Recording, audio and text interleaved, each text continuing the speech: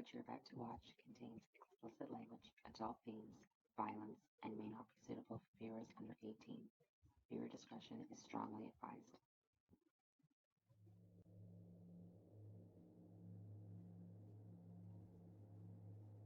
On this channel, we are diving into the world of serial killers, but with a little twist. Every Friday, we upload a video based on a serial killer with the zodiac sign that matches to that month. So today, let's discuss Charles Ray Hatcher. Charles Ray Hatcher was born on July 16, 1929, which makes him a Cancer, and this is the month of the Cancer. Some Cancer traits on the good side are that they are loyal, protective, intuitive, and caring. On the bad side, however, they are overly sensitive, moody, and vindictive. Let's see how this plays into Charles Ray Hatcher. Charles Ray Hatcher, also known as Crazy Charlie, was an American serial killer born in Mound City, Missouri. Now, if I mispronounce a lot of different words throughout my videos, I apologize. Don't hate the messenger. He was the youngest of Lula and Jesse Hatcher's 4 children. Now, Crazy Charlie's father was known to be quite abusive and an alcoholic, and was also an ex-convict himself, so he wasn't a good role model for the children. The first real tragedy was when Charles and his brother were using copper wire that they found in an old Model T Ford in 1935 to fly a kite. Charles' eldest brother, Arthur Allen, was hit with a high voltage power line and was electrocuted as he was about to give Charles the kite. I mean, can you imagine? Charles must have been only around 6 years old. Arthur unfortunately died, and Charles' parents divorced each other after Jesse, his father, left the family home.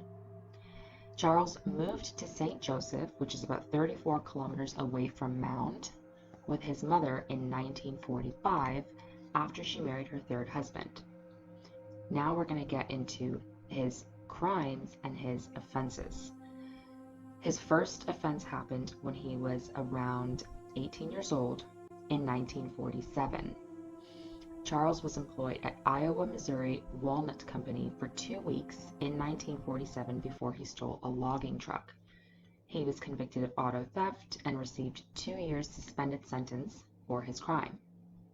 He was then convicted of auto theft again for stealing a 1937 Buick in the year 1948 and was sentenced to 2 years in Missouri State Penitentiary. He served a little more than half of his sentence and was released on June 8, 1949. He was arrested a few months later for forging a $10 check at a gas station in Maryville and was again sent back to prison.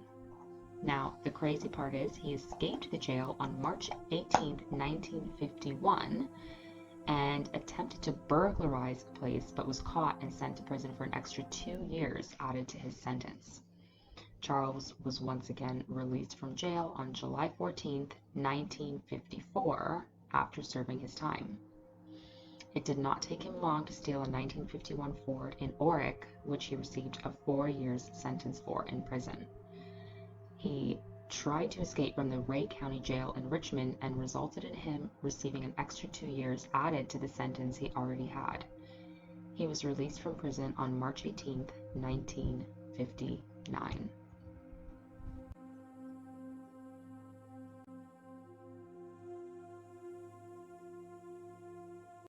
Three months later, on June 26, 1959, Hatcher attempted to abduct Stephen Pelham, a 16-year-old in St. Joseph who delivered newspapers, threatening him with a butcher knife. Pelham reported the crime, and Hatcher was arrested when the police stopped him in a stolen vehicle.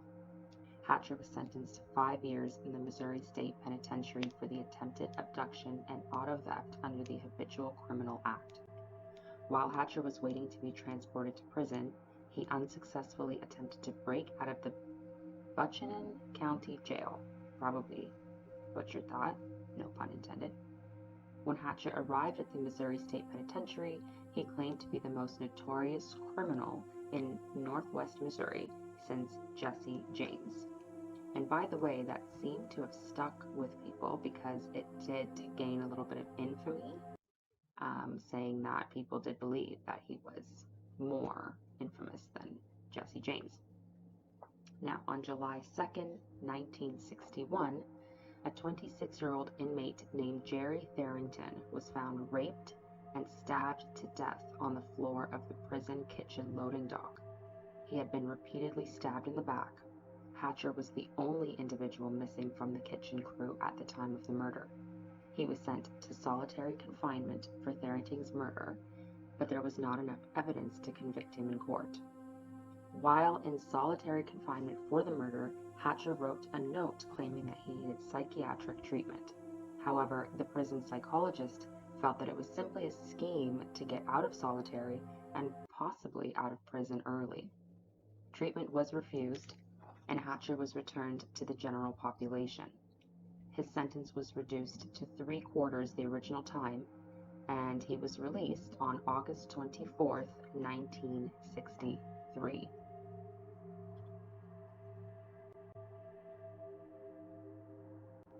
So now we're looking into about 6 years later. On August 27th, 1969, a 12-year-old boy named William Freeman was kidnapped in Antioch, California, taken to a creek and strangled. And Charles Hatcher did confess to doing that to the 12-year-old boy later on. William Freeman did actually survive that attack, thankfully. 2 days later, on August 29th, 1969, a 6-year-old boy named Gilbert Martinez was reported missing in San Francisco. According to another 6-year-old girl, actually, whom he was playing with, Martinez walked away with a man who had offered him ice cream. Another man who was walking his dog actually witnessed Martinez being beaten and sexually assaulted, just horrific.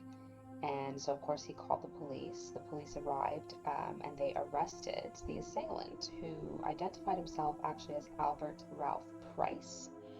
But his ID that he was carrying with him said his name was Hobart Prater. So Martinez, he did actually also survive the assault.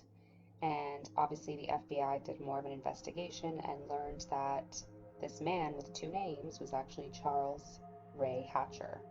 So he was charged with assault to attempt to commit sodomy and kidnapping. And he was forced to undergo competency evaluations to determine, if he could stand his trial. There was complete psychological evaluations that were ordered, and he was unresponsive during the preliminary evaluations. He also claimed to hear voices, and he faked delusions, and he did also attempt suicide to avoid prison. In December of 1970, he was sent back and forth between the courts and hospitals multiple times. One psychiatrist diagnosed him to be passive-aggressive, as a pedophile. I mean, that was obvious. It was reported that the hospital staff felt that Hatcher was fabricating or exaggerating the symptoms of his mental disorders. He was eventually examined by 2 separate psychiatrists in January of 1971, and he was declared insane by the first one, and the second one declared him to be incompetent to stand his trial, so he was sent back to the hospital. On May 24th of 1971, he was sent to trial and pleaded not guilty by reason of insanity. So of course he was, claiming that he was completely insane and he didn't know what he was doing, which, we hear that happen all too often. He was sent to a different hospital for more evaluations, and again, he was unfit to stand trial. On June 2nd, he escaped from the hospital, so he just kept escaping all the time, and but a week later, he was found in Colusa, California, and arrested again for another auto theft, this time under the name of Richard Lee Grady, and he actually went by 16 different names, as I found. He was returned to the California State Hospital for a mental evaluation. In April of 1972, The hospital staff determined that his treatment was unsuccessful, that he was a danger to other patients, and then he was sent to the prison state hospital in Vassaville. In August of 1972, he was transferred to San Quentin State Prison to stand trial 3 years after the crime to the boys. He was ordered to undergo 2 final examinations. One declared him competent, and the other determined him to be actually sane at the time of the crime. And so in December of 1972, he was tried and convicted of the abduction and molestation of Gilbert Martinez. In January of 1972, he was committed to the California State Hospital as a mentally disordered sexual offender. And of course, he escaped again. In March 28, 1973, the security guards found him hiding in a cooler near the hospital's main courtyard with 2 sheets stuffed into his pants, after which he admitted to an escape attempt. He was sent back to court again. Doctors determined he was still a threat to society, and in April of 1973, he was sentenced to 1 year to life, and sent to a medium security prison in Vassaville. So again, he was looked at by another psychologist who found Hatcher to be a manipulative, institutionalized sociopath. In June of 1973, he attempted suicide by slashing his wrists after it was recommended that he be transferred to a maximum security prison.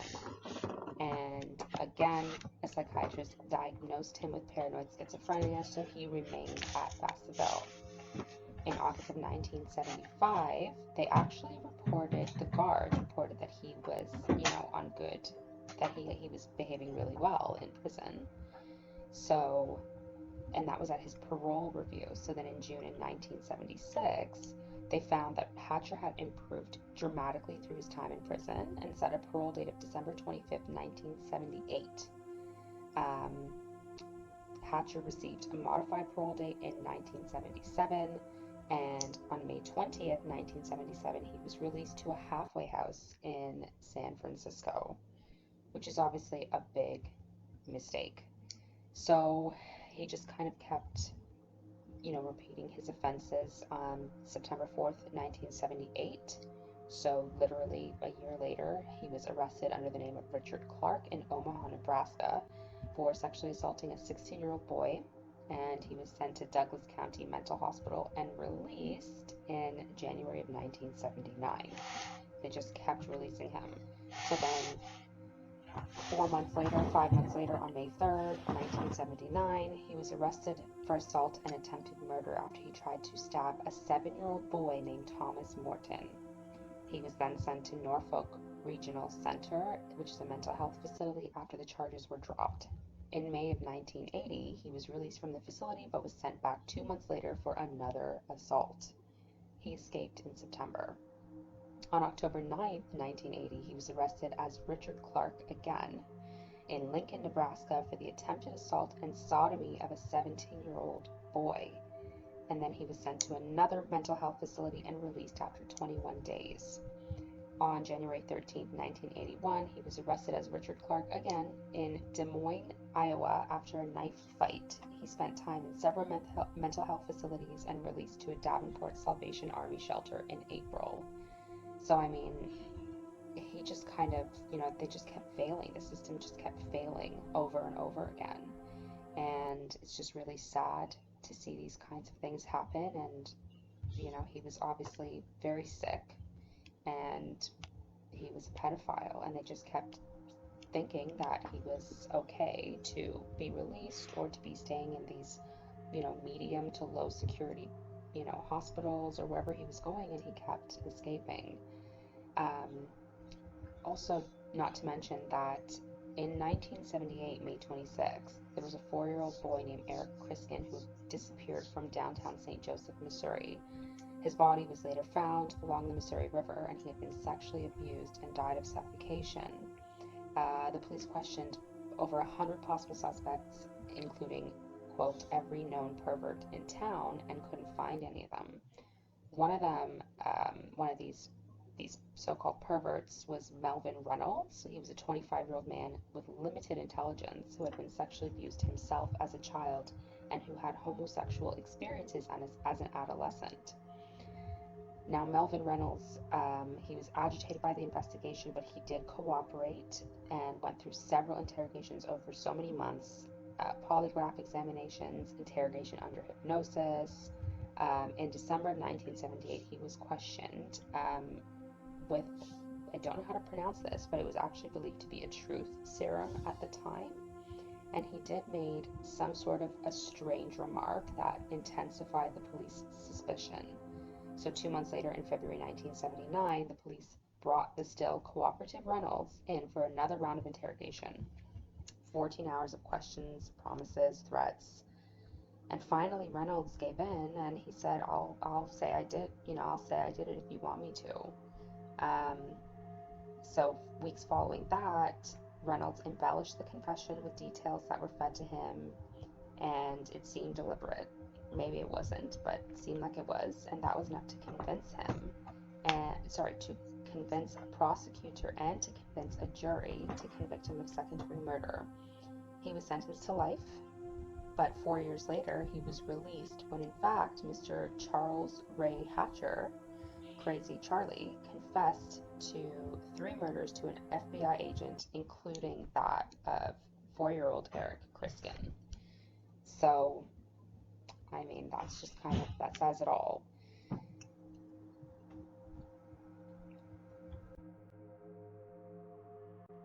So we are now reaching pretty much the end of Charles Ray Hatcher's killing spree. On July 29, 1982, an 11-year-old girl named Michelle Steele was reported missing from St. Joseph. The next day, her uncle found her nude body on the bank of the Missouri River. She had been beaten and strangled to death.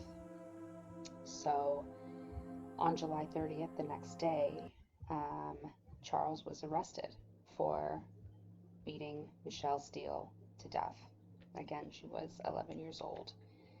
In that time, he confessed to murdering 15 other children from 1969 to 1982. So that was the length of his killing sprees.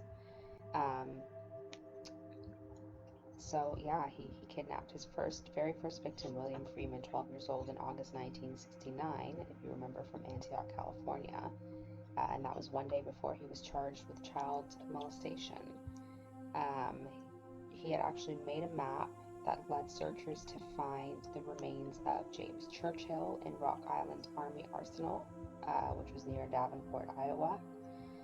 And they basically had put him away now. So, they dated back all these other murders back to 1969.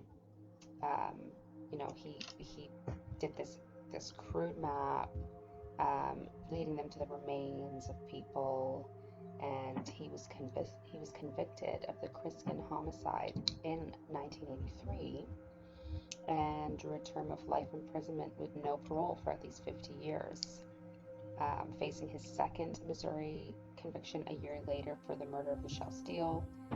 Hatcher had actually requested a death sentence, but the jury refused, recommending life on December 3rd, 1984. So this was basically the end. And so at the age of 55, 4 days later, on December 7th, 1984, Charles Ray Hatcher was found dead in his cell at the Missouri State Penitentiary in Jefferson City, and he had hanged himself. So he didn't even really serve any time for these murders after admitting to killing, 16 people. Mostly they were children. He didn't serve any time. He served about 4 days, and then he, some would say, took the easy way out. So, later on, when he was alive, apparently Hatcher claimed to investigators that, including Jerry Lee Tharrington, Freeman had been his 6th or 7th murder victim. So, I don't know if no one knows I guess if all of those confessions to those 16 murders are actually true, but that's basically the story of Charles Ray Hatcher. Um, yeah, he lived until the age of 55, and that is our first serial killer for the horror horoscopes. I hope you enjoyed that. Please leave any comments or suggestions to how these audios basically could be better. And we will see you in the next one.